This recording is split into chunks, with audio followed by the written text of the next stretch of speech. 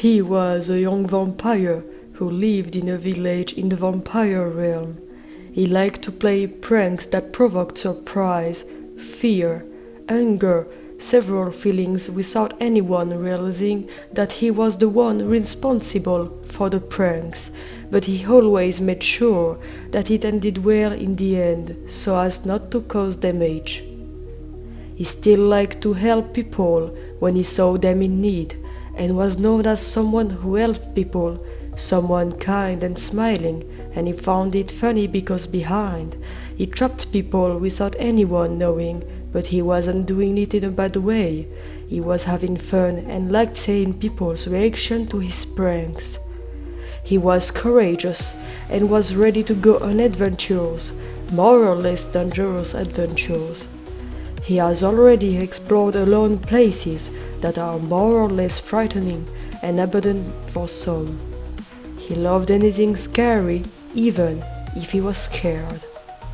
However, one day, some vampires in his village became weird.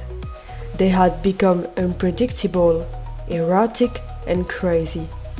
He wanted to know why and learn more about it all.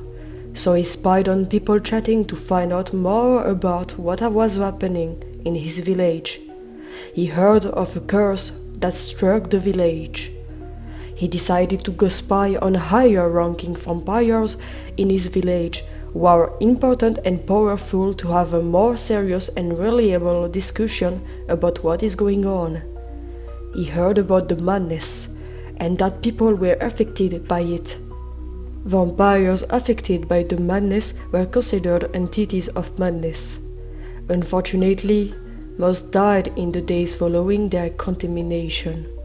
He suspected that someone was responsible for this because it came suddenly. Whether it was a curse or a bad spell, there must be someone responsible, someone who casts the curse or the spell, according to him. He began to become suspicious, thinking that perhaps there was a traitor in the village, then to doubt about high-ranking vampires. But at some point, he stopped worrying about it all. He wanted to get back to his normal life and have fun again. So he returned to his normal life, but one day he started to feel things he never felt before, like sudden sadness, severe headaches, deep anger, and terror.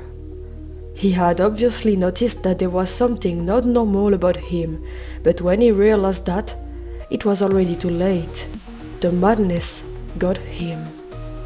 Because of the madness, he forgot almost his entire past, even his real name.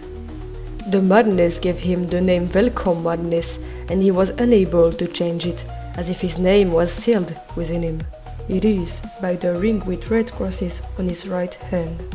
It was as if she wanted him to belong to her as a new entity of madness, but he did not accept that and preferred to be called only Velkor than to remind him of his new name Madness like the madness itself. However, he will always remember the date he was affected and corrupted by the madness, April 28, but he will also never forget who and what he is. His appearance has changed because of the madness. But even if he no longer has his old appearance, even if he no longer has his vampire fangs, he will always remain a vampire.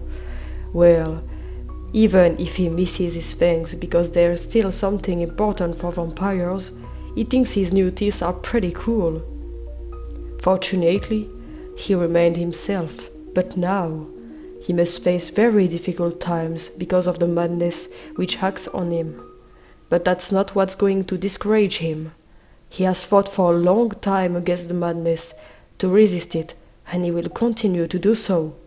He's going to prove to this stupid madness that he's stronger. Now, I'm not just going to trap people, I'm going to trap the madness itself. Velkor would like to trap the madness itself by proving that he will not become insane, erratic, or otherwise like other vampires affected by the madness have become. He intends to remain himself. He would really like to remove the madness from his realm and defeat the person or thing that caused this, if there really is one. But it still remains a mystery, and no one knows if someone or something caused this or if it came like that. No one is able to remove this madness at the moment, given that it is something that affects people like that, without warning, and that it is not an illness. It's also not contagious. No cure for this at the moment. In the meantime, Velkor has decided to do what he loves, play video games, meet new people, and above all, have fun.